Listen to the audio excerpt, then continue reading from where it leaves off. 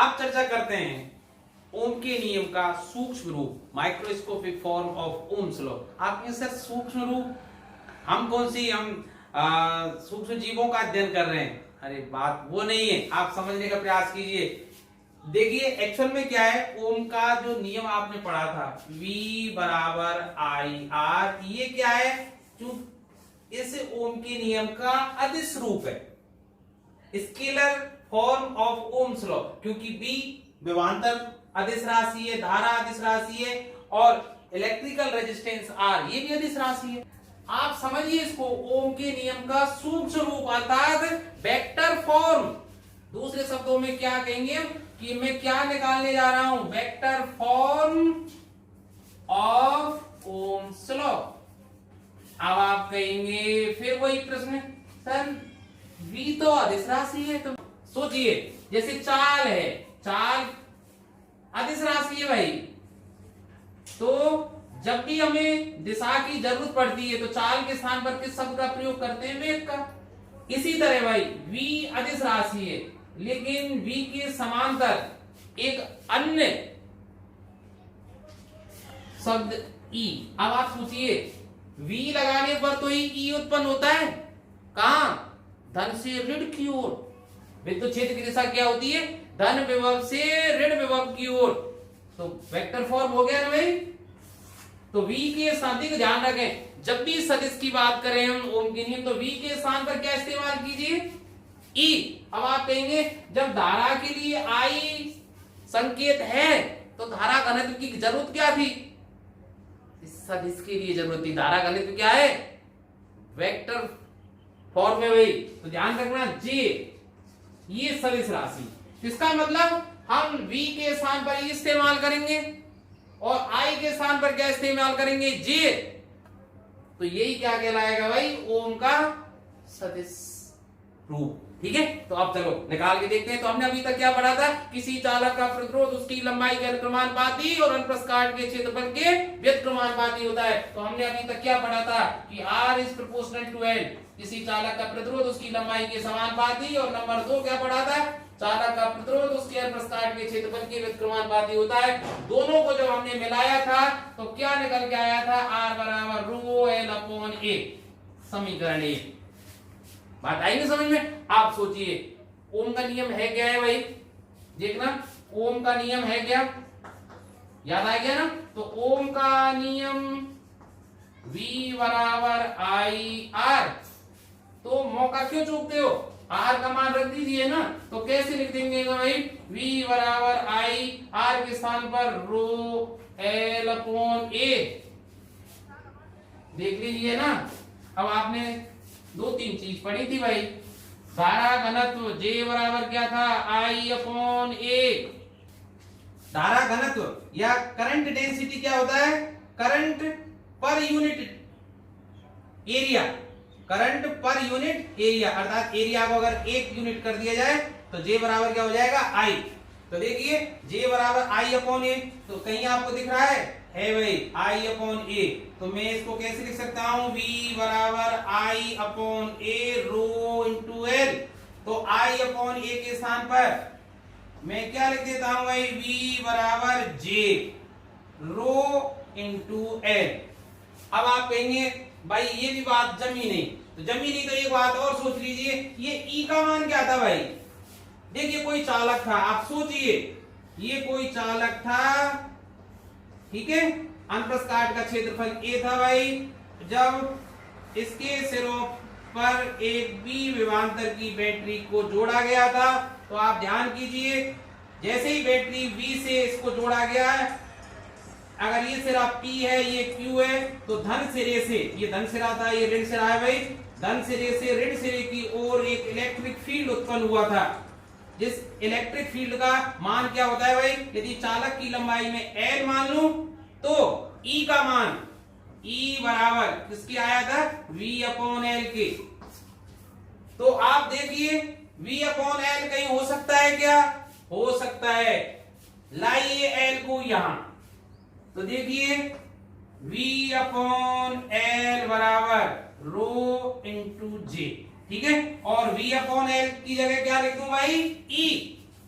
तो तो देखिए E बराबर रो जे ना, या इसको अगर सदिश रूप में कहूं तो कैसे लिखेंगे, वेक्टर E बराबर रो और जे। तो ये क्या है भाई, ओम के नियम का सदिश रूप है। ओम के नियम का क्या है, सदिश रूप है। और अगर इसको मैं बढ़ाना चाहूं तो देखिए इसको आप मैं मिटा देता हूं। चलो एक चीज और हम जानते हैं, क्या जानते हैं भाई, कि रो अर्थात प्रतिरोधकता का व्युत्क्रम क्या होता है, चालकता। ठीक है, क्योंकि रो बराबर क्या होता है 1/सिग्मा, या कह सकते हैं, ठीक है, तो रो के स्थान पर 1/सिग्मा हम लिखते हैं। तो देखिए ये रूप क्या हो जाएगा, ई वेक्टर बराबर 1/सिग्मा इंटू जे वेक्टर। तो देखिए जे बराबर क्या हो जाएगा इससे, जे बराबर सिग्मा ई। देखने को ये अलग अलग है, इसको समीकरण 2 नाम दे दो, इसको समीकरण 3। वास्तव में समीकरण 2 और 3 एक ही हैं, जो ओम के नियम के सदिश रूप कहलाते हैं। ठीक है, ये दोनों वास्तव में एक ही है। जे के अर्थ समझ में आ रहा है ना, जे क्या है, धारा घनत्व है, सिग्मा क्या है, चालकता, ई एप्लाइड नहीं, विभवांतर V लगाने पर चालक के सिरों पर उत्पन्न विद्युत क्षेत्र जो धन सिरे से ऋण सिरे की ओर होता है। ठीक है, और यहां रो क्या है, विशिष्ट प्रतिरोध या चालक की प्रतिरोधकता है। अब आप कहेंगे कि सर ये सूक्ष्म शब्द क्यों लिखा था। भाई अगर किसी चालक का आपको विशेष गुणों का अध्ययन करना है, उसके मूलभूत गुणों का अध्ययन करना है, क्योंकि जो मैक्रोस्कोपिक या स्थूल रूप है ओम के नियम का, ओम के नियम का स्थूल रूप, ये स्थूल रूप कहलाता है। स्थूल रूप का मतलब मैक्रोस्कोपिक ना, मैक्रो जो रूप है अर्थात बड़े रूप में, अर्थात उपकरण के द्वारा हम किसी चालक के सिरों पर लगाए गए विभवांतर का मापन कर सकते हैं, उसकी धारा का मापन कर सकते हैं, और विभवांतर और धारा का अनुपात एक हमेशा कांस्टेंट राशि प्राप्त होती है। ये भी हम ज्ञात कर सकते हैं कि किसी चालक के लिए वो कांस्टेंट राशि अर्थात उसका प्रतिरोध कितना होगा। तो इनका मापन हम आसानी से उपकरणों के माध्यम से कर सकते हैं, इसलिए इसको क्या कहते हैं, स्थूल रूप। लेकिन इनका उपकरणों के माध्यम से सीधे सीधे मापन संभव नहीं है। उनके मूलभूत गुणों का अध्ययन करने के लिए हमें अन्य चीजों का सारा या अन्य जो राशियां हैं, भौतिक राशियां हैं, उनकी भी जानकारी होनी चाहिए। इसलिए इसको क्या कहते हैं, सूक्ष्म रूप। बात आई ना समझ में। तो ये क्या है, सूक्ष्म रूप। तो अब हम अनुगमन वेग के आधार पर ओम के नियम का निगमन या व्युत्पत्ति इसकी करेंगे हम। आप देखिए भाई, इसके लिए मान लेता हूं मैं कोई L लंबाई का एक चालक है जिसके अनुप्रस्थ काट का क्षेत्रफल A है। तो मैं एक हल्का सा चित्र बना देता हूं जिससे आपको वीडियो नंबर 2 जो मैंने डाला था उसकी यादें तरोताजा हो जाएं। ठीक है भाई, इसकी लंबाई L है और चालक का नामकरण PQ मैं पूर्व की तरह कर देता हूं। अब इस चालक के सिरों पर एक बैटरी में जोड़ देता हूं, जिससे चालक के सिरों पर विभवांतर V आरोपित हो जाएगा। विभवांतर V के आरोपण के कारण P से Q की ओर अर्थात धन सिरे से ऋण सिरे की ओर एक विद्युत क्षेत्र उत्पन्न हो जाता है E। और इस विद्युत क्षेत्र E के कारण क्या होगा भाई, इस चालक में जितने भी मुक्त इलेक्ट्रॉन है इस तरह से जो जिगजैग गति कर रहे थे, एक दूसरे से टक्कर कर रहे थे, अर्थात जो मुक्त इलेक्ट्रॉन है वो अन्य आयनों से और अन्य मुक्त इलेक्ट्रॉनों से टक्कर कर रहे थे, और उनका उस समय वेग भी बहुत ज्यादा होता है 10⁵ मीटर प्रति सेकंड। लेकिन विद्युत क्षेत्र के कारण प्रत्येक मुक्त इलेक्ट्रॉन पर एक बल लगता है जिसका मान क्या होता है, -EE। अर्थात ये बल किधर लगेगा, धन ऋण से धन की ओर इस तरह से, अर्थात विद्युत क्षेत्र के विरुद्ध लगेगा। इस बल के कारण प्रत्येक मुक्त इलेक्ट्रॉन अनुगमन वेग VD से, आपको याद आ गया ना भाई, अनुगमन वेग VD से किधर गति करने लग जाएगा, Q से P की ओर, अर्थात ऋण सिरे से धन सिरे की ओर इस तरह से गति करने लग जाएगा चालक की लंबाई के अनुदिश। तो यहां चालकों में उपस्थित मुक्त इलेक्ट्रॉनों का अनुगमन वेग क्या मान लेता हूं भाई मैं, Vd। और Vd का मान निकालने के लिए आपको ध्यान रहा होगा, जब मैंने Vd और अर्थात अनुगमन वेग और विभवांतर के बीच संबंध बताया था, क्या बताया था कि उसके लिए ध्यान रखिए, मैंने क्या बताया था कि V बराबर U प्लस AT अर्थात न्यूटन के प्रथम नियम का, प्रथम समीकरण का उपयोग किया था। V क्या है, फाइनल अर्थात विद्युत क्षेत्र E लगने के बाद इलेक्ट्रॉनों का जो वेग है वो कितना होता है, 10⁻⁴ मीटर प्रति सेकंड की कोटि का। ठीक है, ध्यान रखना। अनुगमन वेग की परिभाषा इस तरह से भी दी जा सकती है कि विद्युत क्षेत्र के कारण इलेक्ट्रॉन विद्युत क्षेत्र के विरुद्ध दिशा में जब चालक की लंबाई के अनुदिश 10⁻⁴ मीटर प्रति सेकंड के वेग से मतलब गति करते हैं, तो ये क्या कहलाता है, मुक्त इलेक्ट्रॉनों का अनुगमन वेग कहलाता है। तो देखिए भाई, तो V के स्थान पर मैं Vd इस्तेमाल करूंगा, U एवरेज अर्थात बैटरी को लगाने से पूर्व, इस इलेक्ट्रिकल फील्ड से पूर्व इस चालक में उपस्थित मुक्त इलेक्ट्रॉनों का जो औसत वेग था वो क्या था, 0 था, क्योंकि कुछ इधर जा रहे थे कुछ इधर जा रहे थे, जिस जगह गति कर रहे थे उनका अनुगमन वेग, उससे अनुगमन वेग था ही नहीं, अर्थात औसत वेग क्या था, 0 था। A के स्थान पर देखिए, अब देखिए बल इतना लगता था तो त्वरण कितना लगेगा, m a, बल के स्थान पर m लिख दूंगा, बराबर -e। तो A बराबर क्या आ जाएगा, -e बटे m। तो -e बटे m और t के स्थान पर टो क्या है, श्रांति काल है, अर्थात दो क्रमागत टक्करों के बीच लगा औसत समय। अब आप कहेंगे सर अनुगमन वेग से गति कर रहे हैं तब भी टक्कर लगती होती है भाई, अनुगमन वेग Vd से सभी मुक्त इलेक्ट्रॉन चालक की लंबाई के अनुदिश गति तो कर रहे हैं, लेकिन रास्ते में जहां मौका लगता है ये अन्य मुक्त इलेक्ट्रॉनों से और आयनों से टक्कर करते हैं। तो दो क्रमागत टक्करों के बीच जो औसत समय होता है, ठीक है, उसको क्या बोलते हैं, श्रांति काल, विश्रांति काल, रिलैक्सेशन टाइम। क्योंकि इतना ही तो आराम करते हैं भाई, पहले टक्कर कर ली, उसके बाद फिर अन्य आयन से टक्कर करेंगे, तो दो टक्करों के बीच जो उन्होंने रिलैक्स किया था, ठीक है। तो ये तो अनुगमन वेग का मान अगर मापांक में लूं तो Vd बराबर क्या था, माइनस को मैं हटा देता हूं मापांक के लिए, तो ये क्या है भाई, E अपॉन m टू। और हम जानते हैं E इलेक्ट्रिक फील्ड का मान कितना होता है, हम जानते हैं कि भाई चालक की लंबाई L है, विभवांतर V आरोपित किया है, तो E का मान क्या होता है, V बटे L, आप जानते हैं। तो अनुगमन वेग का जो फाइनल जो सूत्र आया है, अर्थात Vd बराबर किसके होता है भाई, E,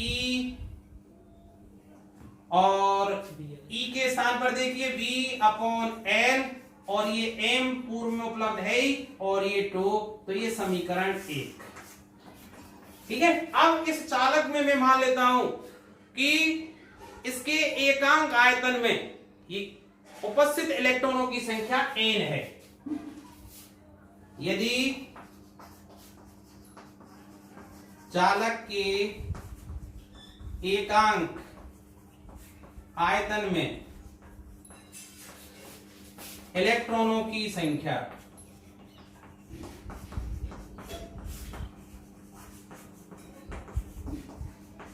स्मॉल n है, तो हमने देखा था उस दिन कि धारा और अनुगमन वेग में जो संबंध हमने स्थापित किया था, तो I बराबर क्या था, ANEVD। अर्थ आपको पता ही है ना भाई, जितने भी मैंने संकेत या शब्द इस्तेमाल या अक्षर इस्तेमाल किए उनके आपको अर्थ पता है ना। I क्या है, इस आरोपित विभवांतर के कारण चालक के से प्रवाहित धारा का मान, ये क्या है, चालक के अनुप्रस्थ काट का क्षेत्रफल, n क्या है, इलेक्ट्रॉन डेंसिटी, इकाई आयतन में उपस्थित इलेक्ट्रॉनों की संख्या, Vd क्या है, drift velocity of free electron, चालकों में उपस्थित या चालक में उपस्थित मुक्त इलेक्ट्रॉनों का अनुगमन वेग। ये समीकरण 2 हुआ।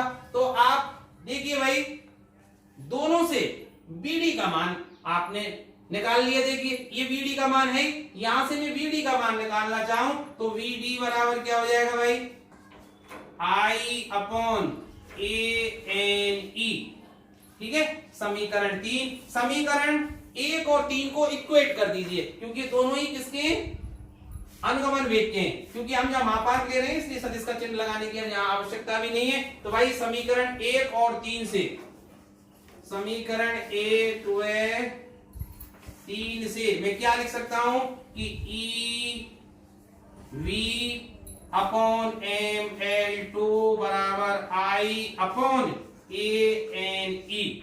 अब देखिए भाई, क्योंकि हमें कहां जाना है, ओम के नियम पर। ओम का नियम क्या है, v अपॉन आई बराबर आर होता है ना। तो देखो v अपॉन आई करने के लिए मैं क्या करूं, v अपॉन आई। तो देखिए मैं यहां लिख देता हूं, अब ध्यान रखिए v और i को मैं यहां ले आता हूं। तो v अपॉन आई बराबर, तो देखिए एम एल ऊपर जाएगा तो एम एल अपॉन, तो नीचे क्या हो जाएगा देखिए एन ई और ई, तो एन ई स्क्वायर टू, और ये ए बी नीचे रह जाएगा। आप देखिए, आप इसको जानते हैं अच्छी तरह से, आपने पढ़ा है एम बटे एन ई स्क्वायर टू, ये क्या कहलाता है, रो, अर्थात पदार्थ की प्रतिरोधकता। तो रो बराबर क्या होता है आपको पता है, M upon N E square to.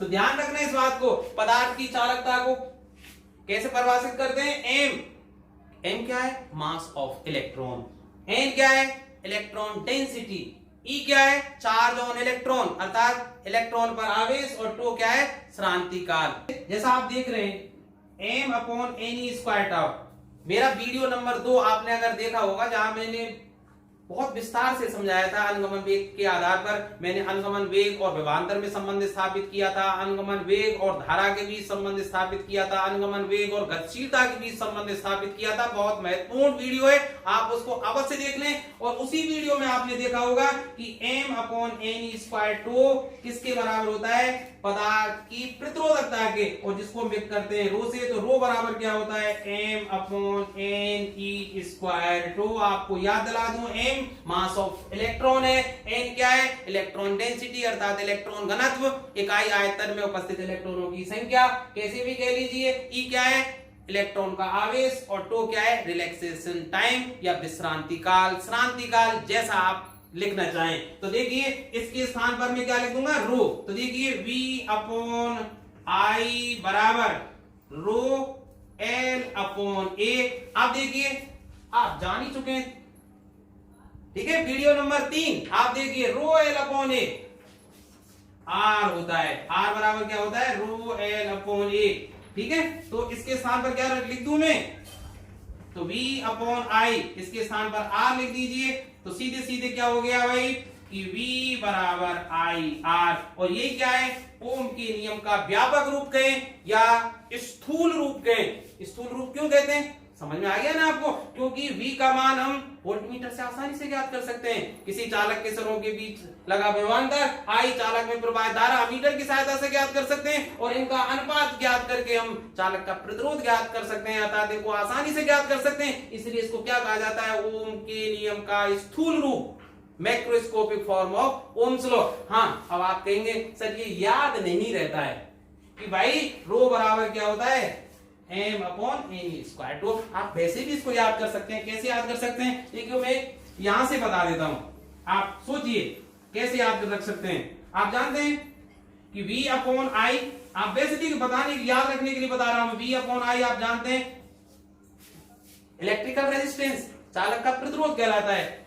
बराबर आप लिखिए m upon N E square to L upon A, और फिर R बराबर, ये सूत्र भी आपने पढ़ा है जब हमने प्रतिरोध की निर्भरता आपको पढ़ाई थी कि वो लंबाई पर और अंतरस्थ काट पर किस प्रकार निर्भर करता है, और वहां एक सूत्र निकाला था हमने, R बराबर रो एल अपॉन ए। तो R के स्थान पर क्या लिख देंगे हम, रो एल अपॉन ए बराबर एम बटे N E square to L upon A, L upon A cancel with L upon A. तो क्या हो जाएगा भाई, रो बराबर क्या रह जाएगा, एम बटे एन स्क्वायर टू। तो याद रह जाएगा ना कि रो बराबर अर्थात किसी पदार्थ की प्रतिरोधकता अर्थात उसका विशिष्ट प्रतिरोध किसके बराबर होता है, M upon N E square tau. बहुत इंपॉर्टेंट सूत्र है, और इसका व्युत्क्रम क्या कहलाता है पता आपकी चालकता, तो वो क्या हो जाएगी, एन स्क्वायर 2 अपॉन एन।